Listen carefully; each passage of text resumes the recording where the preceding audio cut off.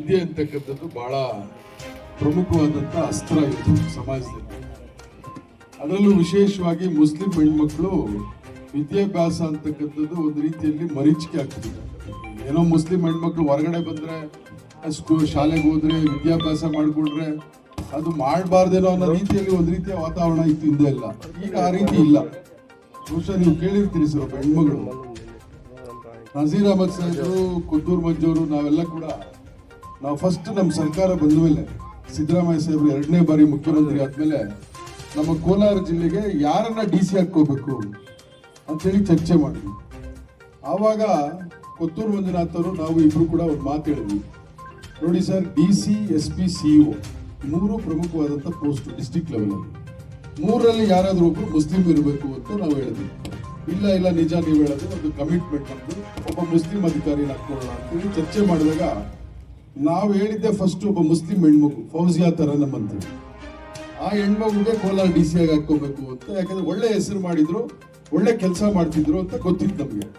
ಈಗಲೂ ಕೂಡ ನನ್ನ ಮೊಬೈಲಲ್ಲಿದೆ, ಆಮೇಲೆ ನಿಮ್ಗೆ ತೋರಿಸ್ತೀನಿ. ನಜೀರ್ ಅಹಮದ್ ಸಾಹೇಬ್ರಿಗೆ ನಾನು ಮೆಸೇಜ್ ಮಾಡೋದು.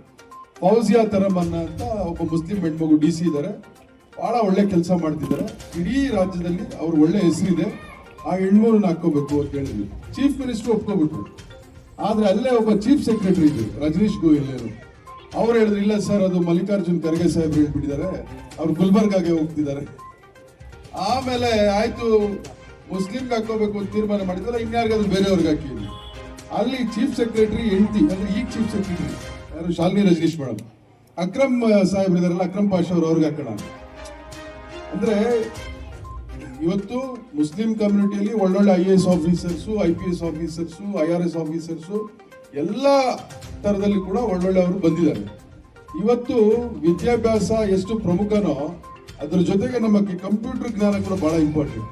ಇವತ್ತು ಎಷ್ಟು ಫಾಸ್ಟ್ ಟೆಕ್ನಾಲಜಿ ಬಂದಿದೆ ಅಂದ್ರೆ, ಬಹುಶಃ ನೀವು ಯಾವುದೇ ಡಿಗ್ರಿಯನ್ನು ಪಡ್ಕೊಳ್ಳಿ, ಮಾಸ್ಟರ್ ಡಿಗ್ರಿ ಪಡ್ಕೊಳ್ಳಿ, ನಿಮಗೆ ಕಂಪ್ಯೂಟರ್ ಜ್ಞಾನ ಇಲ್ಲ ಅಂದ್ರೆ ನಿಮ್ಗೆ ಯಾವುದೇ ಸಂಸ್ಥೆಯಲ್ಲಿ ಕೆಲಸಕ್ಕೆ ತಗೊಳ್ಳೋಕೆ ಹಿಂದೆ ಮುಂದೆ ಯೋಚನೆ ಮಾಡ್ತಾರೆ.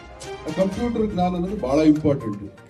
ಹಂಗಾಗಿ ಇವತ್ತು ಪ್ರತಿ ಸಂಸ್ಥೆಯಲ್ಲೂ ಕೂಡ ಕಂಪ್ಯೂಟರ್ ಜ್ಞಾನ ಇರ್ತಕ್ಕಂಥವ್ರಿಗೆ ಹೆಚ್ಚು ಆದ್ಯತೆ ಇರೋದ್ರಿಂದ ನಮ್ಮ ಮಕ್ಕಳು, ಯಾರು ಬಡವರ ಮಕ್ಕಳು, ಅದರಲ್ಲೂ ಹೆಣ್ಮಕ್ಳು, ಇವತ್ತು ಕಂಪ್ಯೂಟರ್ ವಿದ್ಯಾಭ್ಯಾಸ ಕೊಡಬೇಕು ಅಂತೇಳಿ ಈ ಭಾಗದಲ್ಲಿ ಏನು ನಮ್ಮ ಮದ್ರಸಾ ಅಬೀಬಾ ನಿಸ್ವಾನ್ ಚಾರಿಟಬಲ್ ಟ್ರಸ್ಟ್ನವರು ಅವರ ಸ್ವಂತ ಖರ್ಚಿನಿಂದ ಯಾವುದೇ ಫೀಸ್ ಕಲೆಕ್ಟ್ ಮಾಡದೆ ಫ್ರೀ ಎಜುಕೇಶನ್ ಅನ್ನ, ಕಂಪ್ಯೂಟರ್ ಎಜುಕೇಶನ್ ಕೊಡಬೇಕು ಅಂತೇಳಿ ಸುಮಾರು ಇವತ್ತು ಅಲ್ಲಿ ಕಂಪ್ಯೂಟರ್ಗಳನ್ನೆಲ್ಲ ಕೂಡ ತಂದು MLA ಅವ್ರನ್ನ, ನಮ್ಮನ್ನ, ನಮ್ಮ ಹಫೀಕುರ್ ರಹಮಾನ್ ಸಾಹೇಬ್ರನ್ನ, ಎಲ್ಲ ನಮ್ಮ ಮುಖಂಡರುಗಳನ್ನ, ಕೌನ್ಸಿಲರ್ಸ್ನ, ಈ ಭಾಗದಲ್ಲಿ ಎಲ್ಲ ಮೌಲಿಗಳನ್ನ, ಮುತುವಲಿಗಳನ್ನ ಎಲ್ಲರನ್ನು ಕರೆಸಿ ಇವತ್ತು ಆ ಹೆಣ್ಮಕ್ಳಿಗೆ ಕಂಪ್ಯೂಟರ್ ಎಜುಕೇಶನ್ ಕೊಡ್ತಕ್ಕಂಥದ್ದು, ಅವ್ರಿಗೆ ಆ ಎಜುಕೇಶನ್ ಮಾಡಿದ್ಮೇಲೆ ಸರ್ಟಿಫಿಕೇಟ್ ಕೊಡ್ತಕ್ಕಂಥ ಒಂದು ಉತ್ತಮವಾದಂಥ ಕಾರ್ಯಕ್ರಮವನ್ನು ಹಾಕೊಂಡಿದ್ದಾರೆ.